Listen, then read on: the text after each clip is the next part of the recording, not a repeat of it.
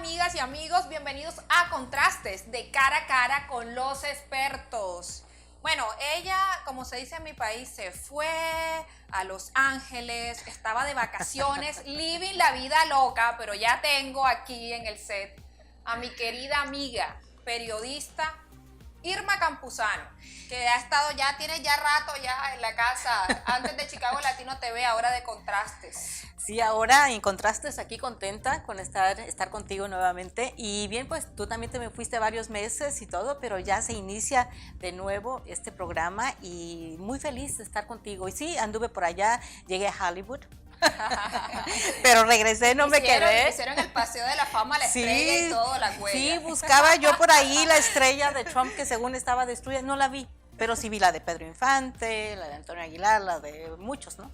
Y qué orgullo, ¿verdad? Qué Mexicanos. Sí, mexicanos. Bueno, y aquí mi invitada, o nuestra invitada en la casa de Contrastes, está de azul. Y se ve preciosa también, una amiga muy querida para nosotros, quien siempre, hablando de cara a cara con los expertos, una experta en cada uno de los temas que tratamos. Bienvenida, Ana, a la casa de Contrastes. Estás estrenando también, sé, con nosotros. Sí, señor. Genia, qué feliz me siento realmente de estar aquí contigo de nuevo, ¿no? Porque hemos tenido muchísimas experiencias juntas con Irma. Claro. En muchísimos programas anteriores. Y definitivamente eso es que me encanta el nombre, Contrastes, porque contrastes significa muchas cosas y puede ser desde contrastes visuales hasta contrastes de ideas, hasta contrastes familiares, hasta contrastes, es decir, yo creo que me encanta la idea de estar en contrastes. Y a nosotros nos encanta más de que tú estés con nosotros tratando este tema, que ha sido un tema, hablando de contrastes, muy polémico, muy controversial, especialmente para nosotros que somos occidentales. Y es cierto, y eres una mujer muy admirable, ¿no? Tantos temas que hemos tratado y eres la experta especialmente para hablar en ellos, y hoy es un tema que los que tenemos hijos, ¿verdad?, nos ponemos a pensar. Sí, sí, ¿sabes? Cuando recibí la llamada de Genia para con este tópico, realmente lo pensé, porque es un tópico que te toca profundamente y me imaginé con Genia recién mamá.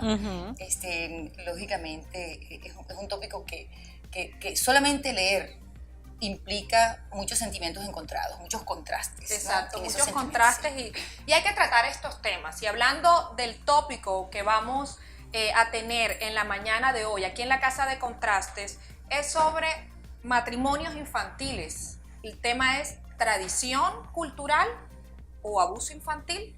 Vamos a estarlo desarrollando hoy en Contrastes. Vamos a comenzar entonces con esa pregunta con la que yo abro. ¿Tradición cultural o abuso infantil se enmascara? Y yo sé que es un tema bastante álgido, ¿una pedofilia? Mira, vamos a empezar por definir lo que es pedofilia. Particularmente la pedofilia proviene de un término griego donde paidos significa niño y filia significa amor. Entonces, ¿quién no le tiene amor a un niño? Vamos a empezar por allí. Y como todos le tenemos amor a los niños, siempre hemos pensado que cuando oímos la palabra pedofilia, lógicamente es una palabra que no representa amor a los niños. Pero en las nuevas definiciones ya se sabe pues que la pedofilia no se trata sino de una atracción sexual a los niños, y algunas veces esa atracción sexual tiene amor incluido, no necesariamente el amor filial o el amor por madre-hijo o padre-hijo, sino un amor que representa algo más. Exacto, un amor erótico y enfermizo, ¿verdad?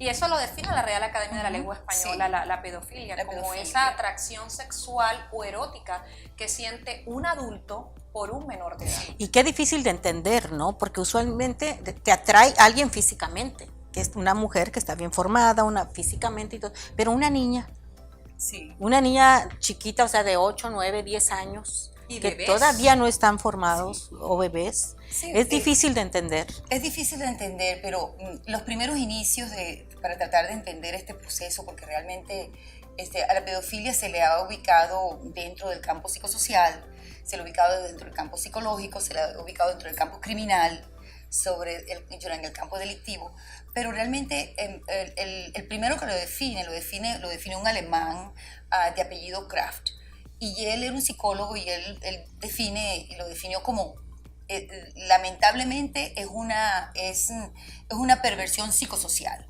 pero curable. Él hablaba de una cura. Luego, en los años de 1903, un británico nos dijo, el doctor Ellis decía, bueno, sí continúa siendo una perversión psicosocial, pero indudablemente esto implica que hay una relación mucho más perversa, mucho más allá de lo que es una simple ver al niño o estimularse con el niño, porque ya se ha llegado entonces a un proceso que es un proceso de relación sexual. Sí, carnal. Sí, carnal. Sí. Y estamos hablando de que se le roba la inocencia, se le roba su vida a un niño que debe de estar jugando, una niña que debe de estar divirtiéndose, e incluso muchas niñas han llegado al suicidio para no llegar a casarse. Sí, hay que ver cómo la pedofilia puede alterar totalmente a un niño.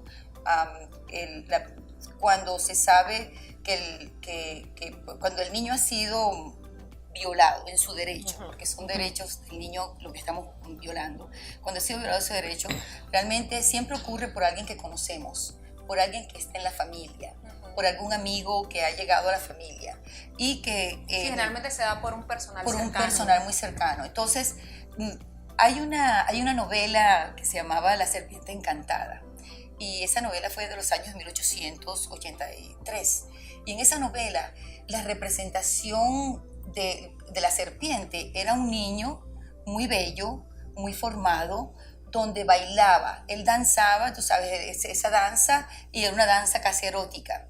Hoy sabemos que esa serpiente encantada, esa serpiente que está encantando, es un pedofílico, ¿verdad? Porque con atracciones como un caramelo, con atracciones como lo voy a llevar a que vaya conmigo porque ahí vamos a ir a jugar y yo lo llevo a un parque. Esas cosas que a los niños les gustan. Los pedofílicos han tenido esa visión casi, yo diría que como medida, ¿no? Para saber qué es lo que a los niños les gusta y en qué momento ejecutar su acción. Así es, pero el tema a tratar va a ser tradición, matrimonios infantiles, tradición cultural o abuso. Pero primero había que explicar el tema de la pedofilia y vamos entonces a tratar ese tema que es el que nos compete en la mañana de hoy. ¿Sería tradición infantil, tradición cultural o abuso infantil el tema que vamos a tratar de los matrimonios infantiles? Si funcionamos desde el punto de vista occidental, para nosotros no es tradición. Para nosotros tiene un factor de aberración. ¿Okay? Nosotros no concebimos realmente el matrimonio entre niñas de 8 años, de 9 años, con un adulto que generalmente está rayando en la senilidad. Entonces, eso no forma parte de nuestra cultura. Pero si nos vamos hacia el mundo oriental, entonces allí vamos a encontrar a los países del Asia Central, vamos a encontrar países musulmanes donde hay una aceptación como parte de sus valores, de su tradición, que eso ocurra.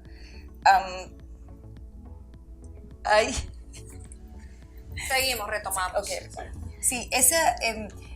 Sí, claro, cuando nosotros vemos esos padres permitiendo, ¿verdad?, que sus niñitas se estén casando y uno lo ve tan grotesco.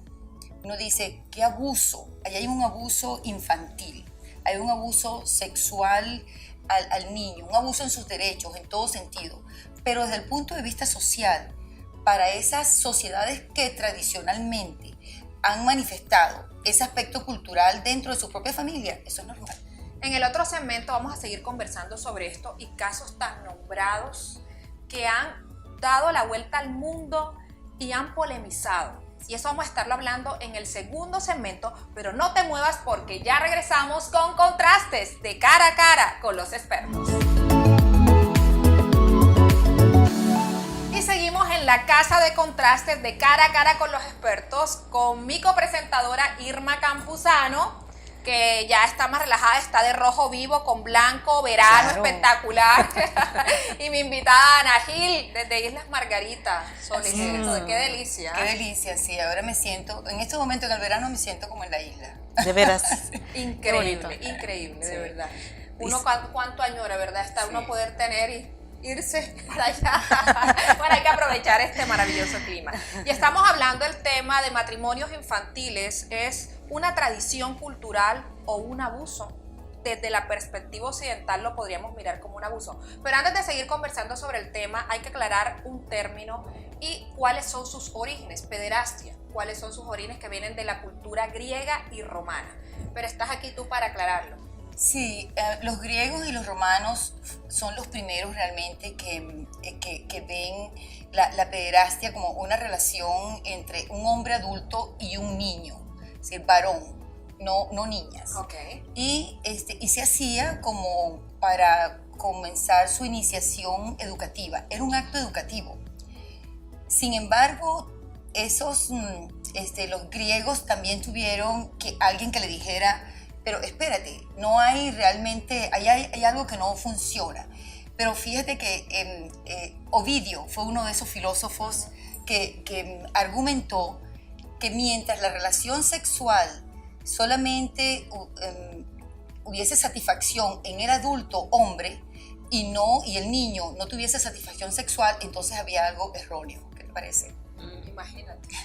Qué Pero difícil. bueno, Sí. menos mal que hubo esa aclaración Sí. y esa reivindicación. Una reivindicación, porque- exacto. si se quiere, la historia, pero tenemos que aceptar que esa relación, ese vínculo que hoy sabemos que no es, o que nosotros los occidentales no lo aceptamos como tal, tiene un punto en la historia de la humanidad donde se veía un proceso de iniciación como un proceso educativo en el niño. Sí, es que para poder entender y comprender la situación actual hay que irnos a entender la historia, entender el pasado. Es la única manera que podamos interpretar. Y sobre todo lo que he hablado en muchos programas sobre los imaginarios colectivos de las culturas, porque hay cuestiones que para nosotros como occidentales nos cuesta entender, pero que hacen parte de su cultura, y es lo que ha hecho que organizaciones no gubernamentales estén trabajando en pro de estas causas. Sobre todo por el tema de los niños. Entonces, vamos en este punto casos como una niña de Yemen que a los 8 años la niña murió porque en su primera noche con un adulto de 40 años el señor con penetraciones violentas la destruyó toda y la niña Qué muere. triste. Qué triste situación. También está el otro caso de una niña de 11 años, ¿no? De Irán, que se suicidó para no casarse, huérfana, y la criaba su abuela, y la abuela la iba a casar y decidió que no se quería casar, y la niña se suicida. Esto llevó también a protestas de muchas personas, de muchos jóvenes actores que estaban protestando de que no se casaran niños, especialmente de 11, 12, 13 años. Sí, lo que hay que entender es que esas culturas hay un elemento de beneficio familiar, un elemento de beneficio social, beneficio económico, ya pasa a ser hasta de clases sociales. Mientras más alta la clase social, más educada, realmente ya tú ves menos incidencia en los casos de adultos casados con niñas. Pero si la clase social es una clase baja, lamentablemente, como la necesidad económica es tan grande, entonces todavía existe esa forma primitiva de vender a sus hijos, a sus hijas particularmente, para tener algún beneficio familiar, porque va a ser la única manera de traer comida a la mesa, porque va a traer muchos beneficios desde el punto de vista económico, pues de un poquito de vida mejor. Hay un documental muy conocido y me encanta cuando lo vi, porque ella decía, mi abuelo prefiere vacas en vez de preferirme a mí, y en una tribu africana. Pero bueno, Ani, Irma, no vamos muy lejos. En Estados Unidos del 2000 a 2015 han habido más de 200.000 matrimonios con infantiles, con infantes. Estaba viendo unos casos de una niña de 11 años que ahora tiene ya casi 50, con un hombre en ese momento de 20. Y a mí me gustaba la frase que ella decía, A él le estaban buscando esposas, pero realmente las esposas me las pusieron a mí. Nunca estudió y se llenó de hijos, 6, 8 hijos. Y otra chica que a los 13 años, la mamá en Iowa, la mamá la obliga también a casarse. Y la niña cuando habla, bueno, ya ahora tiene 25 años, cuando habla de su experiencia, se transfigura su rostro hablando, llora porque dice, nunca pude estudiar, nunca pude hacer mi vida. Desde los 15 años ya tenía un hijo.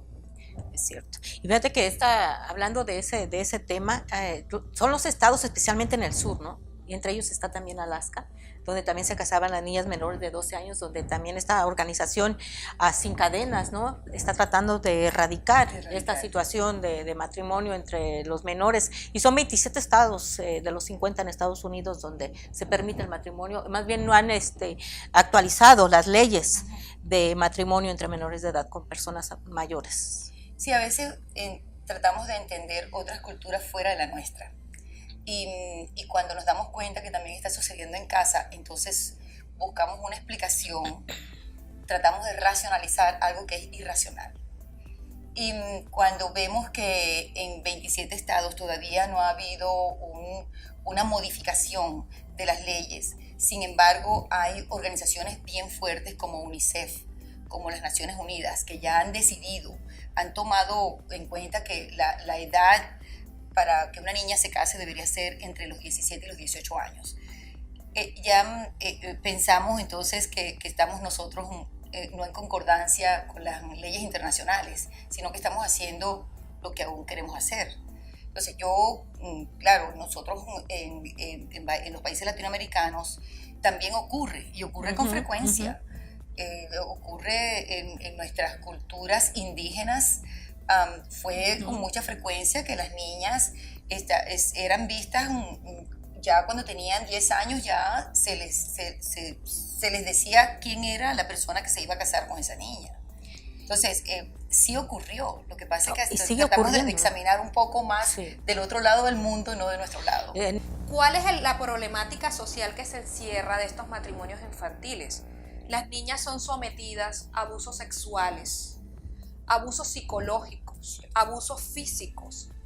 No tienen derecho a la educación, que es un derecho fundamental, es un derecho universal de todos los niños, lo dice la UNICEF, como el derecho a la vida. Entonces estamos hablando de que son niñas que nunca van a la escuela, que nunca se educan y que son niñas criando otros niños, porque son niñas desde los 10, 11, 12 años que quedan embarazadas y comienzan a tener de manera consecutiva niños. Estamos generando y estamos haciendo una bola de nieve que estamos en pleno siglo XXI y se sigue viendo y sigue aumentando y no está en decrecimiento a pesar de toda la lucha y las revoluciones sociales de estas organizaciones no gubernamentales que están luchando por este tipo de temas. Sí. La tecnología ha tenido un papel fundamental en ese proceso de buscar y de denunciar. Y eso ha causado muchos efectos en casi todos los países. Cuando tú no tienes denuncia, cuando no se sabe, entonces, lógicamente, tú continúas haciendo lo que tradicionalmente se ha venido haciendo. Pero cuando ya se comienza a informar, se comienza a comunicar más, entonces eso evita pues que casos desastrosos como que tú acabas de mencionar, Genia, donde hay individuos, donde hay hombres de 50, 60 años casándose con criaturas de 12 años que lo que están haciendo es están reproduciendo un bebé como tener un muñequito de esos que se ponen en la mano cuando le hace un regalo. El tema está tan interesante, vamos a seguir conversando en nuestro último segmento. Es que este es un tema tela por cortar, y es un tema muy extenso. Pero bueno, así es la televisión. Ya volvemos con más En Contrastes, cara a cara con los expertos.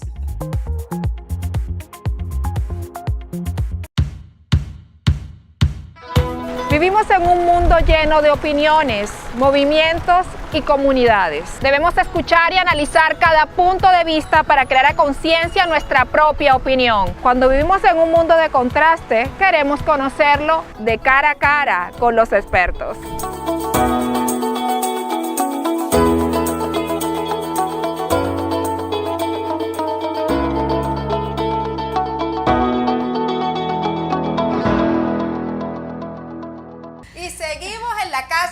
Contrastes de cara a cara con los expertos, disfrutando esta mañana con Irma y con Ana. Bueno, y hablando un tema álgido y un tema también que remueve fibras sensibles, especialmente nosotros en nuestra visión occidental, que no estamos muy lejos, ni distamos mucho de lo que se está viendo en el mundo oriental. Bueno, seguimos entonces conversando con Ana y con Irma. ¿Tradición infantil es una tradición cultural o es un abuso infantil los matrimonios con infantes? Si yo vivo en Papua Guinea, para mí es una tradición cultural. Si yo vivo en Chicago, para mí entonces es un abuso sexual. O sea, que se ve desde dónde, desde el contexto. La interpretación se da desde el contexto donde se esté desarrollando el hecho. Exacto. Irma. Pero qué triste situación. Fíjate que ahorita que estábamos hablando de esto, me acordé en Pilsen, en los 90s. En los 90s había una familia que nunca se veía la mamá, nunca se veía el papá y las hijas que nunca dejaba salir, y de repente las hijas salían embarazadas eran del papá. Él las tenía ahí, no las dejaba ir ni a la escuela ni nada, y fue embarazando a sus propias hijas hasta que las autoridades se dieron cuenta, ¿no? Y se lo llevaron a la cárcel. Pero ¿qué pasó con sus hijas? O sea, quedaron destruidas, no tenían madre, claro. El papá abusó de ellas, psicológicamente estaban malas muchachas, muy chiquitas, creo que una de 13 años salió embarazada. Pero bueno, en la cultura oriental muchas chicas han huido por el impacto positivo, porque no todo le podemos decir de que sí, ha traído también sus consecuencias negativas, pero el impacto positivo de la tecnología, que han tenido acceso a la red global de datos como la internet, de poder huir y ver que no es un hecho normal, que el hecho normal es que tú vayas a la escuela y que te eduques. Y que luego puedas tú misma seleccionar la persona que va a ser tu compañero de vida y tener una familia de una manera normal, o tener tu posibilidad de elegir. Pero fíjate que la tecnología, ese impacto tecnológico definitivamente lo hay en todos los niveles. Estamos en el África en la actualidad, tantas y tantas organizaciones que se han establecido en el África, organizaciones que en pro de la mujer, organizaciones en pro de los niños, organizaciones en pro de los adultos mayores. Es decir, todo ese tipo de organizaciones ha venido haciendo un trabajo por muchísimos años, donde ha comenzado a iniciar ese proceso educativo, que significa ver que la evolución de un niño tiene que ser normal, no puede ser obstaculizada por un fenómeno cultural. Y ese fenómeno cultural tiene que ser explicado a esas niñas para decirle, esto es lo que es la cultura y esto realmente es lo que sería el deber ser de un proceso de desarrollo normal. Y ahora que tú estás hablando de eso, ha habido mucha intervención social por parte de ONGs a poblaciones africanas recónditas, donde se ha trabajado con el tema con los papás, a explicarle a los papás. No ha sido de un impacto muy alto, pero yo digo, con uno se hace mucho. Se hace mucho. Y se ha trabajado con papás y se les ha explicado la consecuencia que la niña no eduque. Dice, es mucho mejor que tu hija se eduque porque te va a ayudar a largo plazo. Claro. A largo plazo. Y es más, hubo un caso de una niña donde una adolescente, su hija fue sometida a vejámenes por parte de su esposo, abuso sexual, psicológico, en todos los aspectos físicos, y ella pudo dejarlo, su papá la acepta con su hija y ella ahora va a la escuela. Ay, entonces bueno. Sí ha habido una intervención social, se está trabajando, hay que seguir trabajando, y no estamos muy lejos. En el mundo occidental muchas chicas a los 15 años cuando salen embarazadas, los papás lo obligan, tienes que casarte, porque tienes un hijo, que va a decir la gente, que va a decir la sociedad, y en todos los estratos socioeconómicos. Y yo creo que tuviste un caso muy particular en tu familia. Sí, en mi familia, mi hermana de 15 años salió embarazada. Y entonces mi papá, lógicamente con esta mentalidad, hay que casarla. Mi mamá dijo, ¿y por qué? No, porque ella es una niña que va a educar a un niño. Y ella no tiene todavía las condiciones, las habilidades y destrezas que necesita como para educar a otro niño. Entonces, simplemente mi mamá se opuso, porque vamos a entender que en Latinoamérica, o sea, las madres como que tenemos hay un matriarcado. Hay un matriarcado. Y en ese matriarcado funciona de esa forma. Yo hubiese hecho lo mismo. Realmente hoy con la educación que uno tiene, etcétera. Yo también hubiese hecho lo mismo, porque a mí me parece que mi hermana y mi sobrina han sido mucho más felices de esa manera que haber forzado a mi hermana a tener un matrimonio. Y yo creo que los distritos escolares tienen mucho que ver en eso. Lamentablemente esos programas sociales de educación sexual han sido cortados históricamente porque pareciera que no son importantes. Y hay que ver la importancia que significa tener educación sexual. Fíjate que cuando yo iba en la high school y después escuché en años posteriores de que muchos padres protestaban porque les daban educación sexual a sus hijos, porque les decían usen, protéjanse, y los padres no querían que les enseñaran que todo eso para ellos tener un futuro mejor.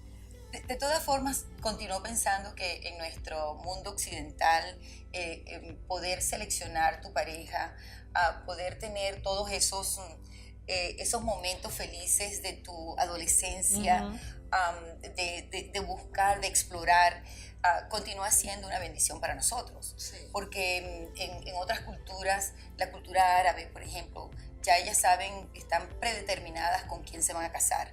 Ay, qué triste. Mientras la clase social es más alta, no las van a casar con hombres muy adultos, sino que ya llegan a ese nivel de que es otro profesional de otra familia, sí, con quien las están uniendo. Pero igual, o sea, también hay están forzando, están obligando, porque lo más bonito es uno poder tomar la decisión, sí, claro, de elegir con la persona con quien yo quiero compartir mi vida, ¿verdad? Y que sea una elección adulta. Exacto, una elección adulta. Exacto. Y responsable.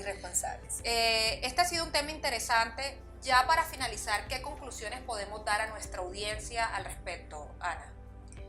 Bueno, si continúo insistiendo, no podemos ser críticos de otras culturas porque lo que han venido haciendo tradicionalmente, pero sí podemos generar momentos educativos donde, si estás dentro de esa cultura, hacer ver qué es lo normal, ¿verdad? Que sería ese proceso de enamorarse, de ir poco a poco hasta llegar a la edad adulta con lo que es la familia. Exacto, y ya educada y ya exacto, formada. Sí. Muchísimas gracias, Ani, por haber estado con nosotros aquí en la Casa de Contrastes.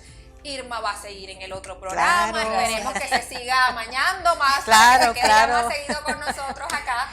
Próximamente así será. Sí, un placer realmente. Igualmente, las dos. igualmente. Sí, siempre muy contenta de estar aquí. Muchísimas gracias. Ustedes, amigos, no se les olvide seguirnos a través de nuestras redes sociales como Contrastes, y recuerden que tienen una cita acá con nosotros de 10:30 a 11 de la mañana. Los queremos. Chao, chao.